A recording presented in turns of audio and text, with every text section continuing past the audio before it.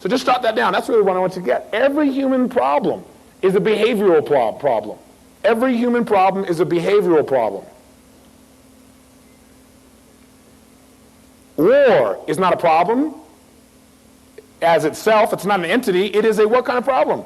A problem with what? Human what? Behavior. I thought all problems are behavioral problems. By changing our behaviors, we could change the entire world. We have that ability as humans. We really do. And with the technology we have and the understanding we have. So I thought, you know what's exciting, Robbins? You absolutely know how to change any human behavior in an individual. I don't care what it is. If I want to impose, I could do that. I can create any belief system, any change, because I understand enough about human motivation and how to create any set of behaviors, because I can create any state. If I was a bad person, I could make you in a state, as I gave you an example, where you would kill someone if I was a bad person. Because all I'd have to do is put you in a trance, use my external stimulus to create an internal representation that someone is about to murder your child or daughter and you had a gun in your hand, they're about to stab them. There's only one way to stop them, shoot. And how many people would shoot? See, so the bottom line is I could change anybody's state and create any behavior individually. On the negative side, I can also do the positive side. I can take anybody who felt terrible about anything, somebody who's going to commit suicide, and I can change their state and they no longer commit suicide. I can get that same person who used to be in a prison and get them to do this. Someone who knew they couldn't ever get a job, go out and end up being a partner in a business. I've had that ability, and I'm not special. I just understand the technology. I want to point something out to you. Here's what this whole talk is about tonight. All human behavior is the result of what? We've talked about this weekend. Result of what? State. All human behavior is the result of state. Now here's what we need to realize. State is the result of what? Internal what? Representations and or physiology.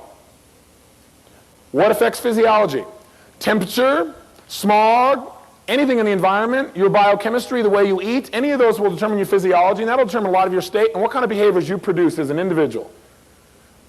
And you become a model for others, by the way. Everyone is a model for someone. How do you get somebody to be a kamikaze? How do you get somebody to be a kamikaze pilot? How do you do that?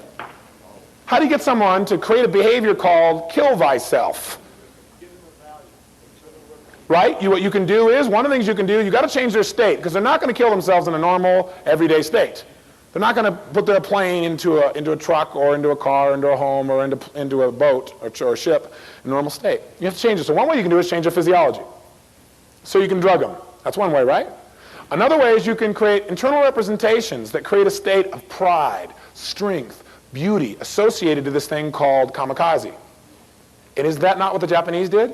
Did they not create huge numbers of people who would kill themselves and do it consistently at any time?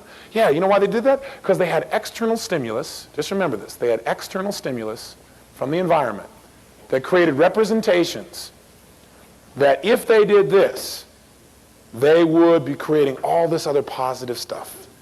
So whenever they thought about killing themselves, it was an internal representation of pride, love, supporting your country. Your family would be honored because you were a kamikaze. And they did it over and over again until it was a clear internal representation. They believed it, put it in a state of pride, produced the behavior called kamikaze.